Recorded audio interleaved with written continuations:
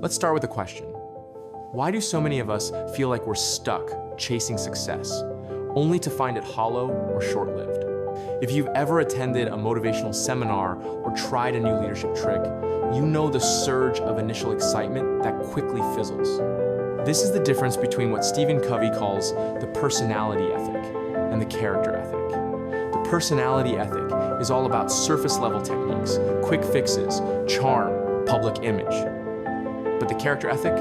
That's about deep-rooted principles like integrity, humility, and patience.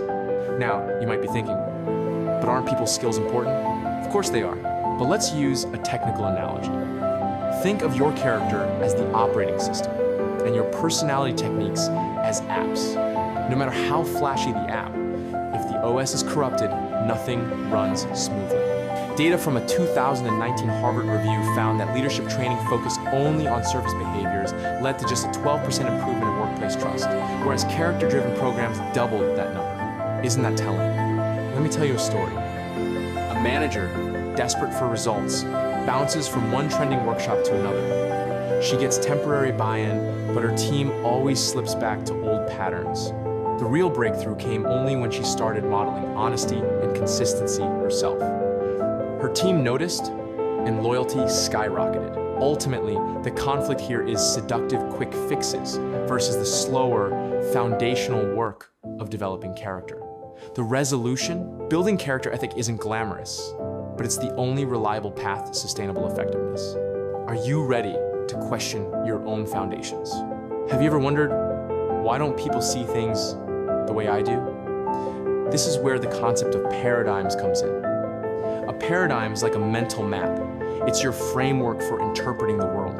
But what if your map is outdated or just plain wrong? You could be working harder, running faster, yet heading in the wrong direction. Consider the technical terms, frame of reference, and cognitive bias.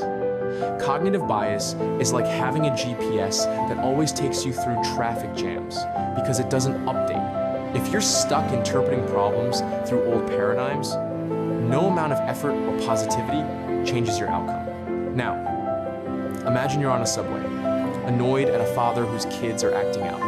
You finally confront him, only to learn their mother has just died. Instantly, your paradigm shifts, anger gives way to empathy. That's the power of a paradigm shift. A sudden, profound change in perception that unlocks new behavior. You might ask, can I really change my paradigm? Or am I stuck with how I was raised? The research says you can. Thomas Kuhn's work on paradigm shifts in science shows these aren't just personal, they're societal too. But it takes conscious effort and often a jolt of new information or experience. The resolution? Examine your paradigms regularly. Ask yourself, is my map accurate? Because, as Covey insists, the way we see the problem is the problem. Only by shifting paradigms can real, lasting change occur. Let's dig deeper. What if effectiveness isn't about tactics, but about aligning your life with timeless principles? Principle-centered living means recognizing that certain natural laws govern human success and happiness the way gravity governs physics. Here's a technical distinction. Principles versus values. Values are your personal beliefs, your map. But principles are the territory itself. They're unchanging, like a lighthouse in a storm. Try to live without fairness or honesty, and you'll crash on the rocks, no matter how passionately you believe you're headed the right way. Let me pose a question. If a team of thieves shares values, are they effective? Maybe for a while, but they're violating fundamental principles like justice and trust. History proves that only societies and organizations rooted in principles create lasting success. Think about why certain civilizations endure while others collapse. Now you might ask, can't practices or habits be enough? Practices are situational. What works in one scenario may flop in another. Principles, however, are universal. Internalizing them into habits creates flexibility and strength across situations. So, the conflict here is between quick tricks and enduring laws. When you align your paradigms and behavior with principles like integrity, respect, and growth, you tap into what Covey calls primary greatness. The result? Steady, upward progress, what Einstein might call solving problems at a higher level of thinking. Here's a challenge.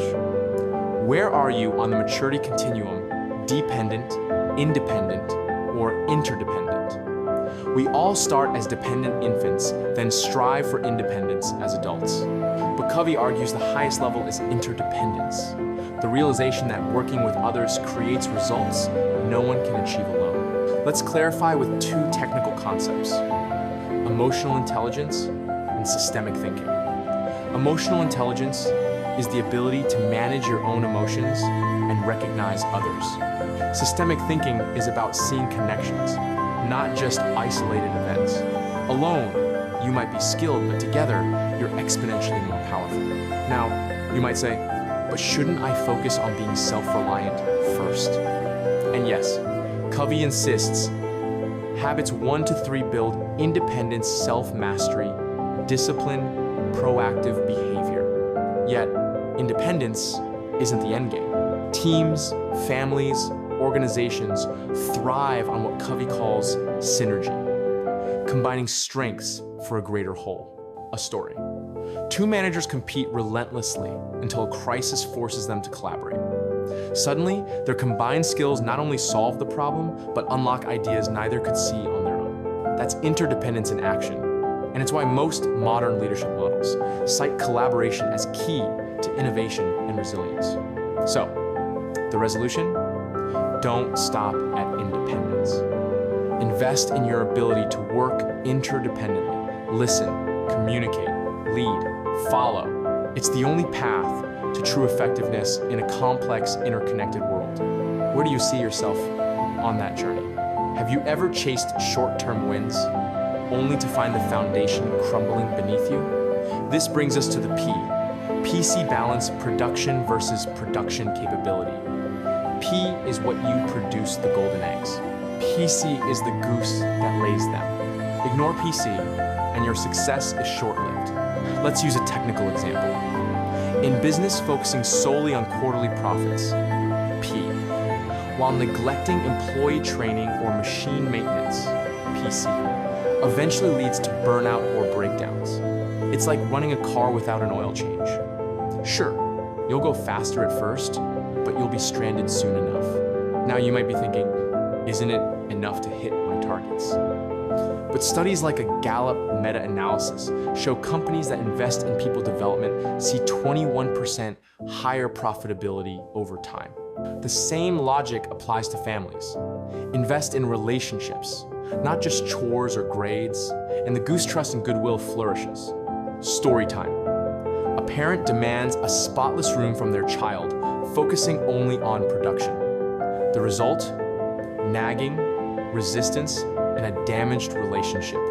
But when the parent invests in communication and trust, the child eventually keeps the room clean happily and on their own. That's the PC payoff. So, the challenge? Don't get fixated on the golden eggs. Make deliberate, regular investments in the people, systems, and relationships that make those results possible. Effectiveness is about balance. Ask yourself today, what's your goose, and are you taking care of it?